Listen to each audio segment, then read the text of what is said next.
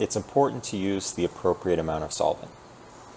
As a rule of thumb, it's a good idea to fill your NMR tube to roughly 2 to 3 fingers in height, or more precisely 700 microliters.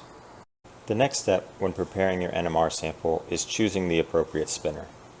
There are 120 spinners located at the sample prep station and only 120 spots on the carousel. So ideally you should never have to grab a spinner from one of the other instruments.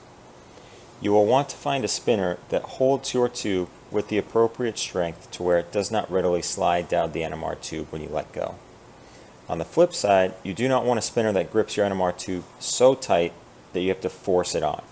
This can cause the glass to break and potentially lead to you cutting yourself. Now, each spinner varies slightly with how tightly it will hold each tube.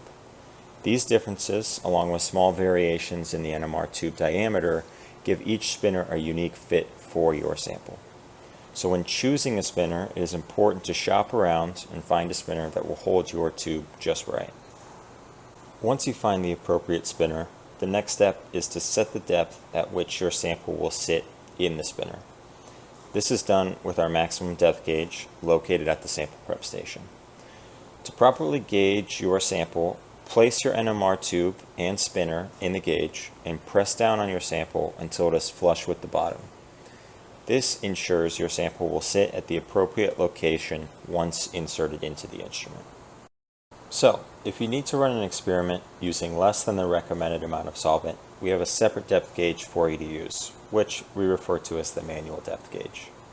The reason behind the use of a depth gauge is to ensure that once your sample is inserted into the instrument, it will be positioned so that the focal point of the irradiation will be centered on your sample. Now, the maximum depth gauge sets this position perfectly if you use the recommended amount of solvent. If you need to use less than the recommended 2 to 3 fingers worth of solvent, the manual depth gauge will be very helpful and is located at the sample prep station. This gauge works essentially the same as the automatic depth gauge, and you will start by inserting your sample and spinner into the gauge. You should note here that there is a bottom maximum depth line, which sets the depth to the exact same position as the other depth gauge, and your sample should never sit below this line. Now, in addition to this, there is a thick bolded line in the center that identifies the focal point of irradiation. What you will want to do is raise your sample up until it is centered on that focal point. This will not only help increase your signal intensity, but is also helpful for locking, shimming, tuning, and matching performed automatically by the instrument. This will ensure that your spectra looks as good as possible. So the last step before placing your NMR tube up on the carousel is to clean off the NMR tube.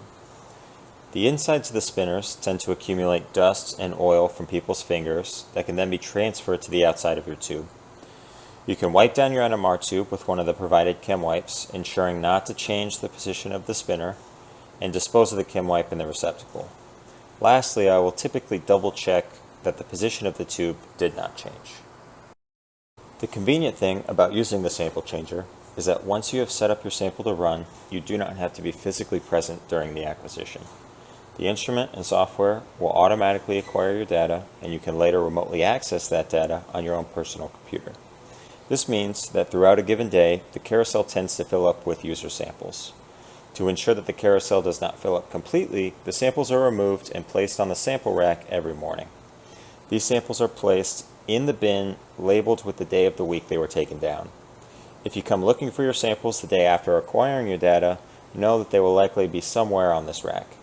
In addition, if you do not pick up your samples within 1 week, they will be donated to a graduate student in need on a first-come, first-served basis.